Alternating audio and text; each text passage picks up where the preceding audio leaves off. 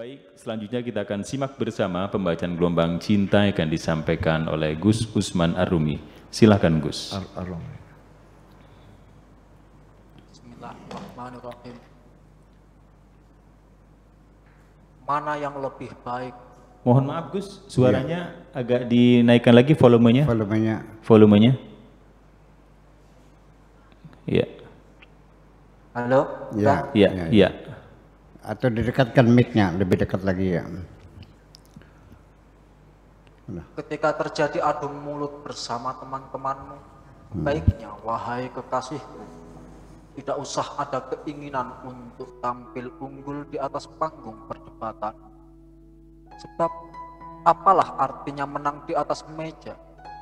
Yang lebih penting, engkau berusaha merebut simpati teman-temanmu. Karena menang dalam perdebatan hanya akan menyakitkan hatimu sendiri. Dalam hidup ini perlu punya banyak teman sejati. Untuk menguji teman sejati nanti engkau tahu sendiri. Percayalah dan yakini bahwa nanti siapapun yang datang kepadamu pada saat sedang membutuhkan sesuatu, pasti nanti akan meninggalkan dirimu lagi setelah kebutuhannya terpenuhi. Kemudian juga mesti engkau ketahui, banyak di antara teman-temanmu yang suka menyebarluaskan keburukan-keburukan. Biasanya teman-teman seperti itu karena punya banyak keburukan dirinya sendiri. Nanti yang diharapkan dengan menyebarluaskan keburukan-keburukan, mereka dapat dimaklumi karena sudah menjadi sifat umum. Yang penting engkau jangan menjadi imitasi siapapun, jangan menjadi copy paste kepribadian orang lain, kemudian jangan mau dijadikan bayang-bayang orang lain.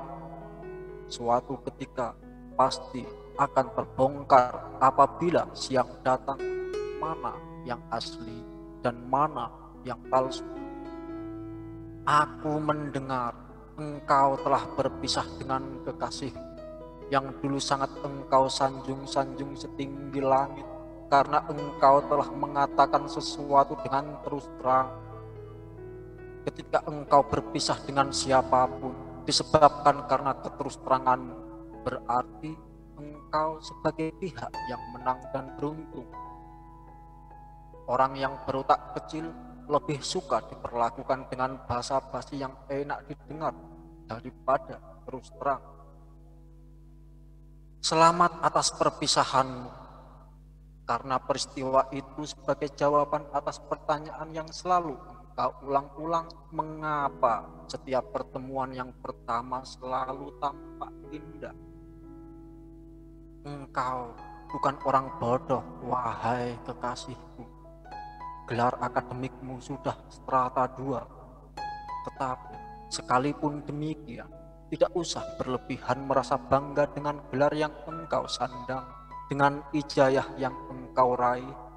Selembar kertas ijazah yang engkau miliki bukan bukti atas kualitas dan tingkat intelektualmu. Nanti yang menjadi bukti atas intelektualitas yang nyata adalah dengan ucapan-ucapanmu, perilakumu, dan pergaulanmu. Ada 2 hal yang dapat melumpuhkan semangat hidup seseorang, wahai kekasihku, yaitu pertama, pikiran yang selalu mengingat masa lalu. Kedua, selalu memperhatikan kehidupan orang lain. Yang pertama karena sering menoleh ke belakang sehingga sering tersandung. Yang kedua karena matanya selalu meneropong orang lain sehingga kehilangan kenyamanan dalam hidup. Secantik apapun parasmu, wahai kekasihku, nanti rambutmu pasti akan memutih. Engkau pasti akan membutuhkan satu pundak yang kekar sebagai tempat engkau menyandarkan hati dan kepalamu.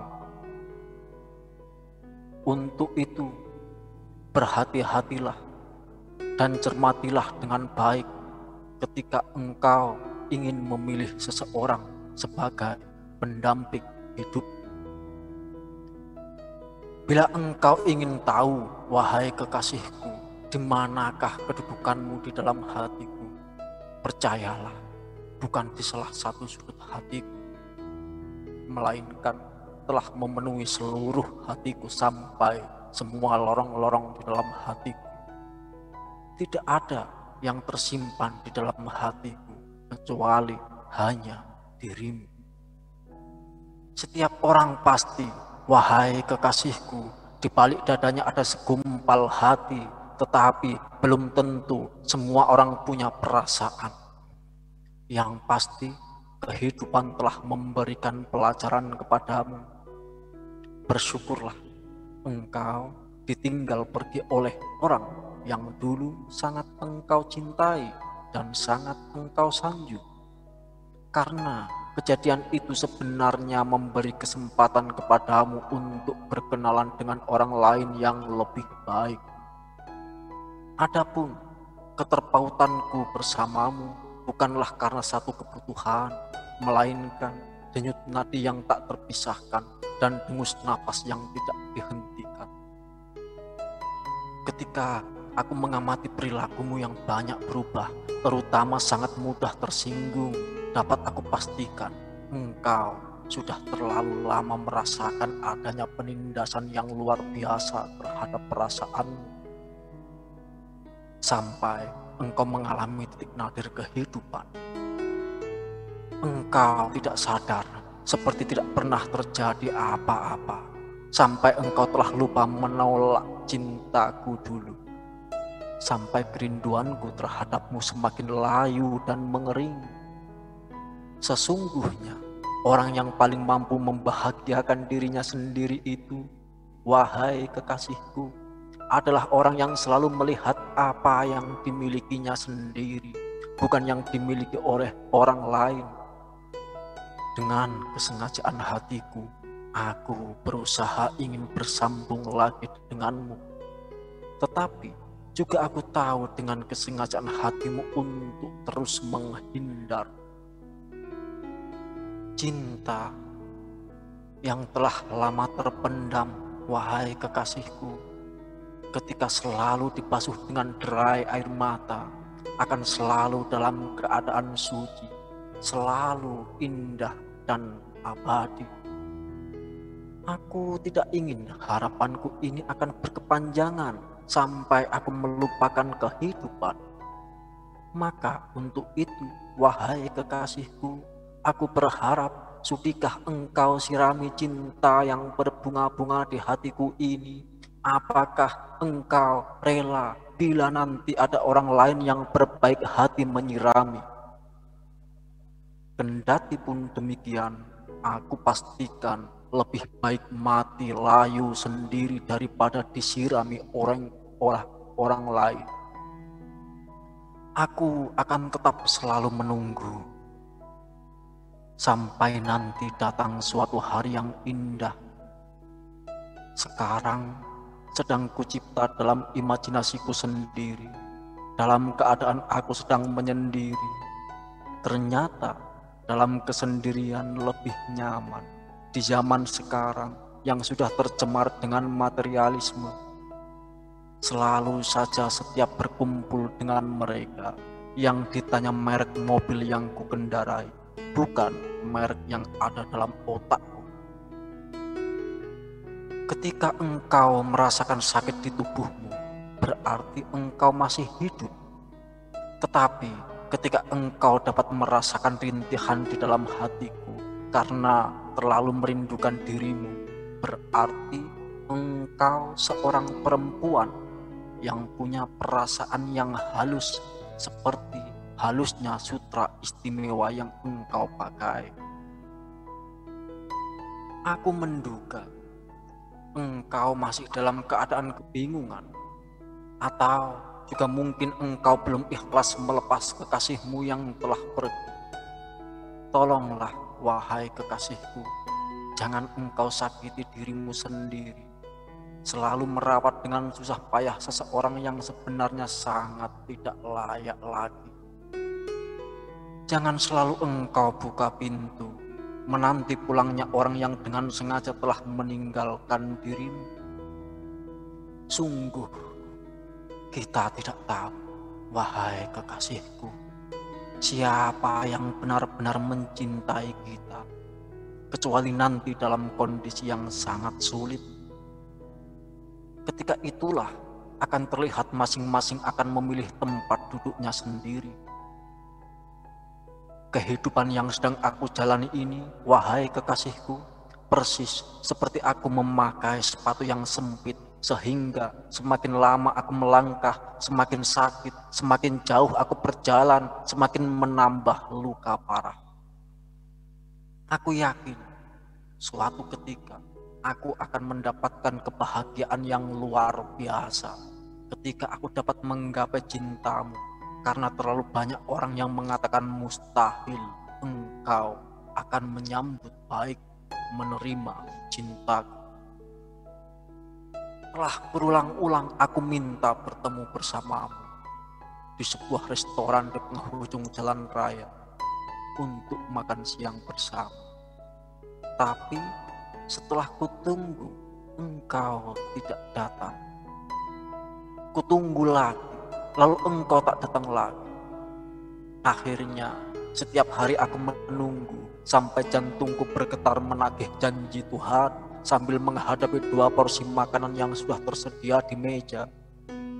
Wahai Tuhanku, andaikan hari ini tidak datang juga, berarti engkau akan memberi pengganti yang lebih baik untuk diriku. Di tengah aku sedang melerai hatiku yang gundah, tiba-tiba engkau datang dengan langkah gontai. Dengan mengenakan warna baju serba merah menyala dan tas lempang merah, terlihat sangat radikal dengan warna kulitmu yang sangat putih mulus seperti susu. Selamat siang, ucap. Setelah mendekat ke tempat dudukku, lalu kupersilahkan engkau duduk di seberang mejaku. Engkau tersenyum lembut, hatiku semakin berdebar. Sudah lama menunggu, tanyamu. Tidak terlalu lama, jawabku lagi. Maaf, aku datang terlambat, seperti menyesal sambil membenahi posisi. Tidak mengapa, jawabku mendatar. Selesai makan siang, ku pesan secangkir kopi untukku dan secangkir teh untukmu. Lalu ku nyalakan sebatang rokok dan sengaja ku tiupkan ke atas untuk melepas kegupanku.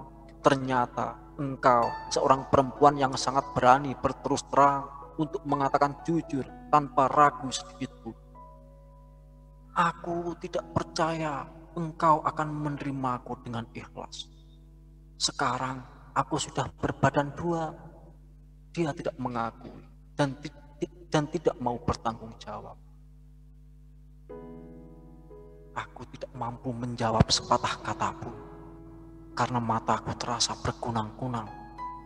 Engkau, permisi, pergi duluan.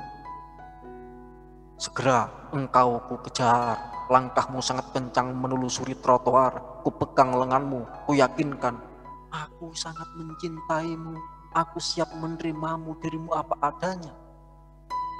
Engkau tidak menjawab, melainkan melepaskan genggaman tanganku. Ku pegang lagi semakin erat. Ku antar pulang dengan mobilku. Engkau meronta, tetapi terus terpaksa. Akhirnya engkau mau secara terpaksa. Di tengah perjalanan menuju rumahmu, engkau bertanya dengan nada seperti marah. Untuk apa engkau mengantarku pulang? Untuk melamarmu, untuk menyelamatkan dirimu, untuk menyelamatkan anakmu, untuk menyelamatkan nama besar bapakmu. Mendadak engkau menghadap ke arahku dengan sepenuh dadamu yang sangat besar itu, dengan mulut ternganga dan terbelalak.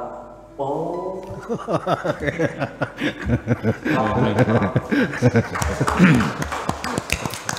Iya.